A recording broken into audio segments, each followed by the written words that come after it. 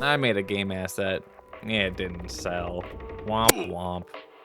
Okay, video over. Bye-bye now. Hello everyone, long time no see. With my last video being, oh no, that's longer than I thought. With me being on hiatus for quite some time, I figured it was finally time to come back and talk about what I've been up to. One video at a time, as I feel as though I have quite a few projects that I think are worth talking about. Let's start with quite possibly my biggest failure of the year. As many of you know, I lost my job a year ago. I decided to take that year to fight the biggest enemy of all creatives, burnout. Yes, I know, scary buzzword. But let's be real, burnout affects a vast majority of us. It's what stops us from even attempting our hobby. And I don't know about you guys, but that honestly sucks. Like, Dustbuster 3000 kinda sucks. Now, I like to believe that I made incredible progress on fighting said burnout, and because of that, I felt the desire to start making things again. And a lot of things. I joined a bunch of game jams, worked on some personal projects that you'll be seeing here soon, and my biggest challenge to clear, poverty. With my lack of employment, I figured I can solve this problem by building an ultimate game asset that everyone will love and buy right away. Genius! I'll be rich! I'm gonna buy me 23 mansions! Yeah, so that didn't happen. I don't even have a one mansion. With the enormous popularity of Balatro and many indie offshoot casino games, I believed to myself that the best asset pack for me to make would be one that helped people make their dream casino game. It'd be some sort of stylized pixel art casino set, using a chunky pixel art style that you've seen me use several times on this channel before. An art style that I'm personally very confident in, so I thought people would really enjoy it, and that'd be another point towards the if I build it, they'll come mentality. Mistake number one. The one thing they tell you about making something to sell is to know your market. This is very wise advice from some very wise people. When I started this project, I may as well have been locked in a room with only my thoughts to accompany me. I went, people like Balatro, and figured that'd be a good place to start for making an asset pack. What did I not do? Research. I didn't look at Unity or itch.io and search up playing cards or casino or poker chips to see what my competition looked like. I just went, Balatro, and started drawing. This was obviously a huge mistake. 1 minute into research and I would have found literally hundreds of free playing card asset packs. And I was trying to make something that I wanted to sell. Sure, it was my own unique style and I spent hours on drawing everything up and making sure that they were modular and whatever. But so what?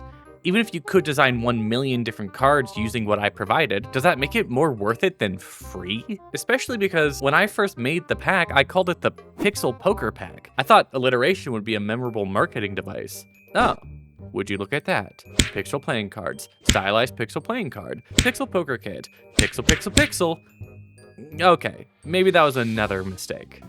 This is Soap Boy Big Boo Boo number 2. I had already handed myself a massive handicap by trying to make something that people neither wanted nor needed. As we all know, demand is a massive portion of marketing. However, I hadn't even tried to compensate by doing any other aspect of marketing. When I finished the pack, I didn't announce it to anyone, didn't post it to any game asset Reddit, or onto any asset pack discords. I basically cold launched it and figured that the brief moment on itch new releases would carry the day on a project that nobody wanted or needed. Had I done it again, I would have taken the time to tell people that the cards were made modular, easily customizable in multiple different styles like a light mode and an obsidian mode, as well as in a clean and weathered style. I would have been able to tell people that the poker chips were designed in a way to be easily stacked, either in your pixel art editor or even in the game engine. They just look good with each other. I would have been able to tell people that I pre-drew several different outline treatments depending on how stylized you wanted the assets to look. Now that's a pitch. Nobody knew.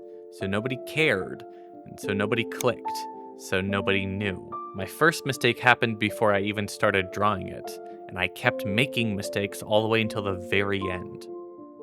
Firstly, I would start by going to game developer discords and actively polling people. What are they looking for? What type of assets do they think they are missing? If I'm good at pixel art, then I would ask them what tile sheets or sprites do they think aren't represented enough? What pixel styles do they feel like they're missing? If I made audio, I'd ask them what types of sounds they think they want to hear, what type of music they want for their games. Focus on what's missing, find what people want more of, fill the gaps for things that people actually desire. You can still focus on your strengths and what you're capable of doing, but focus those talents on the the holes that people need filled. This serves two purposes. Firstly, you're able to do your research so you know what needs to be made in the first place, filling that demand portion and making sure that you at least have an initial interest in what you're making. But you also develop a very small interested audience. The people that you directly asked are going to be deeply interested in your progress, that you're making it. They'll be there for when you release, especially so if you're sharing your progress over time with them. It's very much so similar to releasing blog updates. If you're making something cool that you know these people want, then they'll feel actively involved, sharing it around with other people in the community. They do the marketing for you because you did the super cool thing of asking their opinion. You're able to make connections too, which is super important in staying motivated on the project. They'll actively be cheering you on, and that's so cool. Absolutely. This was such a fun experience for me, and even though I only sold a single copy, the process of developing an entire asset was incredibly informative. Learning all the things that would have had to have been included, like sprite sheets, individual sprites, different forms of cards, preparing the source files, writing the license, all of these were new to me. Usually when I make art for my games, I just make exactly what I need and then pop it into the engine. I don't need to think about the different ways I need to make it so someone can use it. So it was a lot of fun to delve into. Not only that, but it was a chance to just practice my art outside my comfort zone. I'm not really good at drawing people, as some of you may know. My specialty is in tiny frogs, like Grog over here.